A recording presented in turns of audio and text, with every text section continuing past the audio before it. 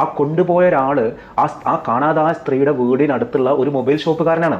ആ മൊബൈൽ ഷോപ്പുകാരൻ്റെ ഭാര്യയ്ക്ക് ഇപ്പോൾ ഒരു 6 മാസമായ ഒരു കുട്ടിയുണ്ട് പാവം. അയാളുടെ ഭാര്യയുടെ ഒരു മാനസികാവസ്ഥ ആലോചിച്ചൊക്കെ 9, 7, 6 മാസം പ്രായമുള്ള 3 കുട്ടികൾ. അയാളുടെ ഭാര്യ നല്ലപോലെ സ്നേഹിച്ചിരുന്നതാണ്. എന്നിട്ട് ഇവളെ കിട്ടിയപ്പോൾ ഇതൊക്കെ ഒഴിവാക്കി പോയി. അയാളുടെ കയ്യിൽ 10 മൊബൈൽ ഫോൺ ഉണ്ട്, 10 സിം ഉണ്ട്. അതിങ്ങനെ ഓരോന്ന് മാറി ഉപയോഗിക്കണം. അതുകൊണ്ടാണ് പോലീസിന് ട്രേസ് ചെയ്ത് കണ്ടെത്താൻ പറ്റാത്തത്. പിന്നെ ഇവരെ ബാംഗ്ലൂർ കണ്ടെത്തി എന്ന് പറയുന്നുണ്ട്. ഇവരെ ബാംഗ്ലൂർ കണ്ടെത്തി എന്ന് പറഞ്ഞിട്ട് ഞാനൊരു സോഷ്യൽ മീഡിയ പേജിൽ കണ്ടു. അങ്ങനെ ബാംഗ്ലൂർ കണ്ടെത്തിയതായിട്ട് വിവരം എനിക്ക് കിട്ടിയിട്ടില്ല കേട്ടോ.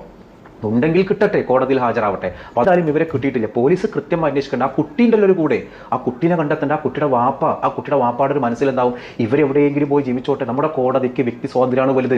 2 വ്യക്തികൾ അവർ കല്യാണം കഴിക്കാത്തവരെന്താവട്ടെ, അവർക്ക് ഇഷ്ടംപോലെ ജീവിക്കണം എന്ന് പറഞ്ഞാൽ കോടതി എന്താ നോക്കുക? വ്യക്തികളുടെ സ്വാതന്ത്ര്യം എന്താണ്? നിങ്ങളുടെ വീട്ടിലുള്ള 2 പെൺകുട്ടികൾ പറയുന്നത് ഞങ്ങൾ ലെസ്ബിയനായിട്ട് പോവാണ്, പ്രായപൂർത്തിയാണെന്ന് പറഞ്ഞാൽ കോടതി ആരെ കൂടെ നിൽക്കുള്ളൂ? അവരെ കൂടെ നിൽക്കുള്ളൂ. നമ്മുടെ ഷഹല ഷെരീഫ് എന്ന ഈ ഒരു പെൺകുട്ടി ഒരു മൊബൈൽ ഷോപ്പ് ഉടമയുടെ കൂടെ ഒളിച്ചോടിയ ഒരു വാർത്ത ഇങ്ങനെ വന്നു. ജസ്റ്റ് സാധാരണ ഒരു ഒളിച്ചോട്ടം ഒരു വീഡിയോ ഒക്കെ ചെയ്ത് കളയാവുന്നേ ഉള്ളൂ. അതിൽ കൂടുതൽ എന്താ അതേപ്പറ്റി പറയാനാണ്? കൂടുതലല്ലേ അപ്ഡേഷൻ കിട്ടണം. അതൊന്നും അവരുടെ അയൽവക്കത്ത് പോലും അന്വേഷിച്ചിട്ട് കിട്ടുന്നില്ല. പക്ഷെ സോഷ്യൽ മീഡിയ എന്തുകൊണ്ടോ ഈ കേസ് കിട്ടില്ല. സോഷ്യൽ മീഡിയ എന്ന് ഞാൻ ഉദ്ദേശിക്കുമ്പോൾ ജനങ്ങൾ ഈ കേസ് അങ്ങോട്ട് വിട്ടിട്ടില്ല. ജനങ്ങൾ എന്തോ ഒരു സെൻസിറ്റീവ് ന്യൂസ് ആയിട്ട് തന്നെ എടുത്തിരിക്കുകയാണ്. എനിക്ക് തോന്നുന്നത് ഇതിന്റെ അകത്തെ 1-2 ഘടകങ്ങളായിരിക്കാം ജനങ്ങളെ ഈ ഒരു വാർത്തയിലേക്ക് ഇത്ര അടുപ്പിക്കുന്നതിന്റെ കാര്യം. കാരണം നമ്മുടെ മനസ്സിൽ ടച്ച് ചെയ്യുന്ന ഒരു വാർത്തയായിട്ട് തോന്നി. ഒന്ന്, ഈ പെൺകുട്ടി ഒളിച്ചോടിയപ്പം വർഷങ്ങളുടെ ചികിത്സയുടെ ഫലമായിട്ടുണ്ടായ ഒരു കുട്ടി, 11 വയസ്സുള്ള കുട്ടിയായിട്ടാണ് ഒളിച്ചോടിക്കുന്നത്. അപ്പം ഈ കുടുംബത്തെ സംരക്ഷിക്കാൻ വേണ്ടിയും കടം കയറിയതിനെ കുട്ടി ഉണ്ടാവാൻ വേണ്ടി 4 വർഷക്കാലം ചികിത്സ നേടി ട്രീറ്റ്മെന്റ് എടുത്ത് അത് വൻകടമാകും കേട്ടോ. ക്യാൻസർ വന്നാൽ ചികിത്സിക്കുന്ന പോലെയാണ് വന്ധ്യതയ്ക്ക് വേണ്ടിയുള്ള ചികിത്സയ്ക്ക് കയറി ഇറങ്ങുന്നവർക്കറിയാം. കുടുംബം വെളുക്കും. അതുപോലത്തെ ചികിത്സാ ചെലവാണ്. ഒന്ന് കഴിയുമ്പോൾ ഇങ്ങനെ പറഞ്ഞുകൊണ്ടിരിക്കും. അതൊരു പ്രതീക്ഷയുടെ പുറത്ത് ഇങ്ങനെ ജനങ്ങൾ അവസാനത്തെ പൈസ വരെ അതിനുവേണ്ടി നീക്കുന്നവരുണ്ട്. അപ്പൊ അതിന്റെ കടം കയറുകയും ഒക്കെ ചെയ്തിട്ടാണ് ഷഹലയുടെ ഭർത്താവ് വിദേശത്ത് പോയി. അങ്ങനെ ആ കൊച്ചുണ്ടായി. ഇപ്പൊ ഒളിച്ചോടിയപ്പം ആ കൊച്ചിനെ കൊണ്ടാണ് ഷഹല പോയിരിക്കുന്നത്. അപ്പൊ ഹസ്ബൻഡ് വന്ന് പോലീസ് കേസ് കൊടുത്ത് ആ കൊച്ചിനെങ്കിലും വിട്ട് കിട്ടണം എന്നുള്ള രീതിയിൽ പറഞ്ഞിട്ടുണ്ട്. അപ്പൊ പോലീസ് ഉടനെ ഹാജരാക്കും, ഇവരെ പിടിച്ചെടുക്കും, തിങ്കളാഴ്ച ഹാജരാക്കും എന്നൊക്കെ ഇങ്ങനെ പറഞ്ഞിരുന്നു. പക്ഷെ ഒന്നും ഹാജരാക്കി നടന്നില്ല. കാരണം ഈ മൊബൈൽ ഷോപ്പ് ഉടമയായതുകൊണ്ട് ഒത്തിരി സിം കാർഡ് ഉണ്ടെന്ന് തോന്നുന്നു. പോലീസിന് പോലും പിടിക്കാൻ പറ്റാത്ത രീതിക്കാണെന്ന് തോന്നുന്നു. അതോ ഇനി എന്താണ് കളിയെന്ന് നമുക്കറിയില്ല. എന്താണേലും അതിന്റെ ഒന്നും ന്യൂസ് പുറത്ത് വന്നിട്ടില്ല. ഈ കുട്ടിയെ ഇവരെ പോലീസ് പിടിച്ചായിട്ടൊന്നും ന്യൂസില്ല. ബാംഗ്ലൂരോ എവിടെയൊക്കെയോ ഉണ്ട്, കണ്ടെത്തി, അങ്ങനത്തെ ഫേക്ക് ന്യൂസുകൾ വരുന്നുണ്ട്. അറിയില്ല. അപ്പം ജനം എന്തുകൊണ്ട് ഇത് ഇത്രയ്ക്ക് കാര്യമായിട്ട് എടുക്കുന്ന 1-2 വീഡിയോ വെച്ചൊക്കെ ആൾക്കാർ ചെയ്യുന്നുണ്ട്, ഓരോ വിവരങ്ങൾ കിട്ടിയൊക്കെ. എന്തുകൊണ്ടാണെന്ന് ഞാൻ ആലോചിച്ചപ്പോൾ എനിക്ക് അതിൻ്റെ അകത്തുള്ളത്, മുസ്ലിമായ ഒരു പെൺകുട്ടി, 28 വയസ്സുള്ള ഒരു പെൺകുട്ടി തന്റെ ഭർത്താവിനെക്കാട്ടും അത്ര സ്മാർട്ടും കാഴ്ചക്ക് സ്മാർട്ടൊന്നും അല്ല, കൂടുതലൊന്നും അല്ല. പിന്നെ പ്രായമാണെങ്കിൽ ഭർത്താവിനെക്കാട്ടും കൂടുതലുണ്ട്. അല്ല വലിയ സാമ്പത്തികമായി കൊണ്ടുവന്ന് വെച്ചാൽ അങ്ങനെയുള്ള ഘടകങ്ങളൊന്നും ഇല്ലാതെയാണ് ഇയാളുടെ ഒപ്പം ഒളിച്ചോടിയിരിക്കുന്നത്. ഭർത്താവ് അവിടെയാണ്. ഭർത്താവ് ഫോൺ ചെയ്യുമ്പോൾ സ്നേഹമായിട്ടൊക്കെ സംസാരിക്കും. പിന്നെ അയൽവക്കത്ത് പോലും ഇതിന്റെ ഒന്നും ഒരു ഡീറ്റെയിൽസ് ആർക്കും കിട്ടിയിട്ടില്ല. ഇവരുടെ പ്രണയത്തിന്റെയും അഭീതത്തിന്റെയും ഒന്നും ഡീറ്റെയിൽസ് ഒന്നും ആർക്കും കിട്ടിയിട്ടില്ല. അത്ര രഹസ്യമായിട്ട്.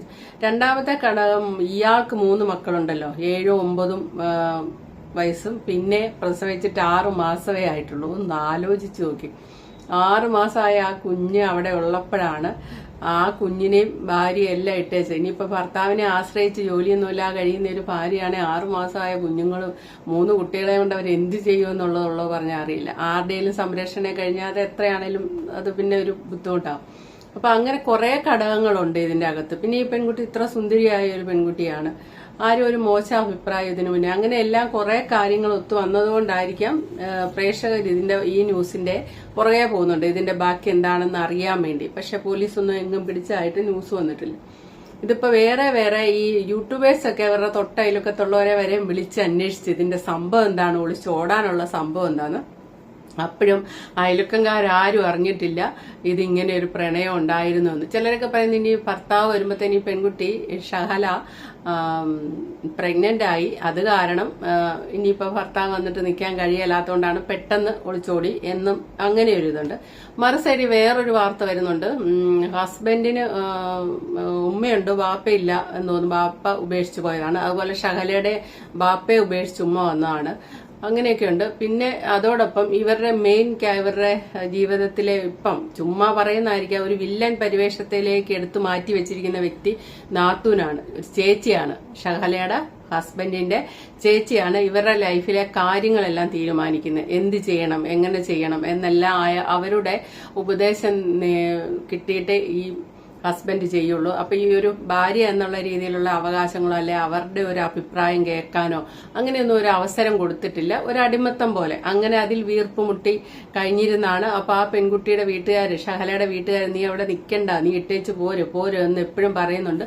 എന്നിട്ടും പുള്ളിക്കാരത്തി അവിടെ സഹിച്ചു പിടിച്ച് കാലങ്ങളോളം കഴിയുമായിരുന്നു. ഇതിനെക്കാട്ടും ഭേദം അതായിരുന്നു നല്ലത്. സഹിച്ചു പിടിച്ച് നിൽക്കേണ്ട കാര്യമില്ല.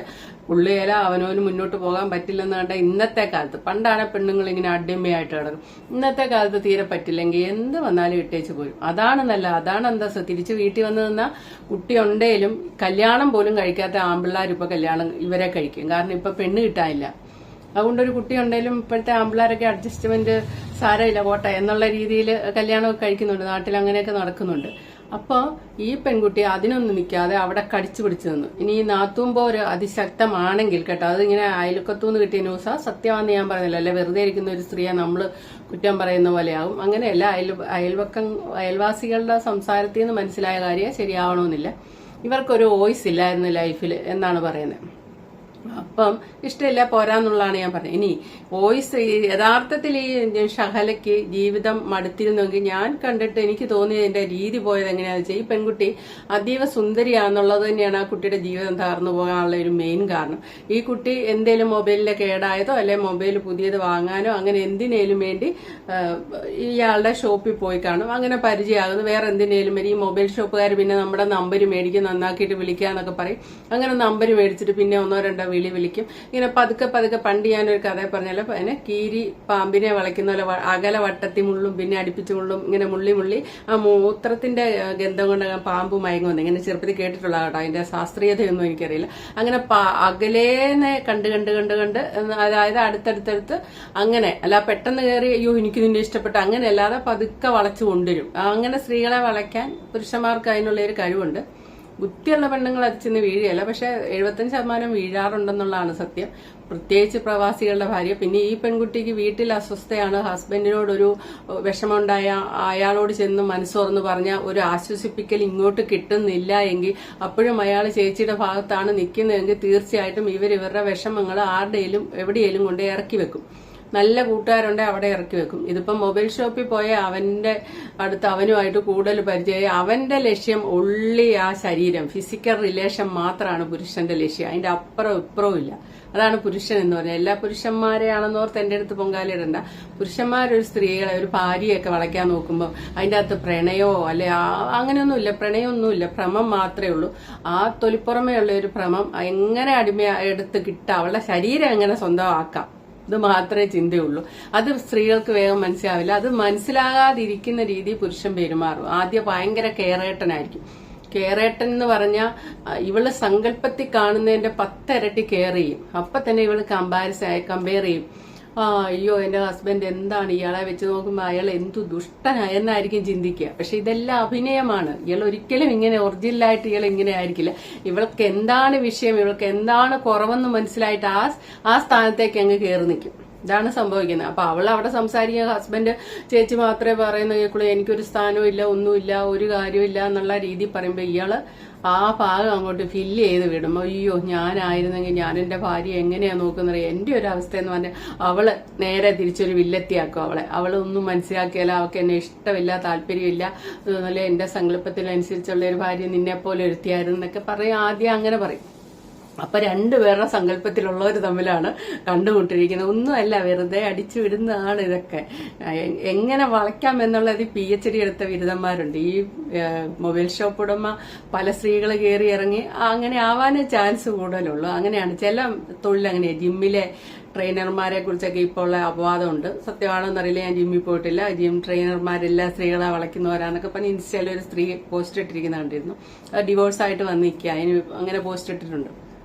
അപ്പം ശകലയുടെ എന്താണോ വീക്ക് പോയിന്റ്, ആ വീക്ക് പോയിന്റിനെ പിടിച്ചങ്ങോട്ട് അങ്ങനെ കയറി പോയതാവാനേ വഴിയുള്ളതെന്നാണ് എനിക്ക് തോന്നുന്നത്. എന്താണ് ബുദ്ധിമുട്ട്, ആ ബുദ്ധിമുട്ടങ്ങ് പരിഹരിക്കുന്ന രീതിയിൽ.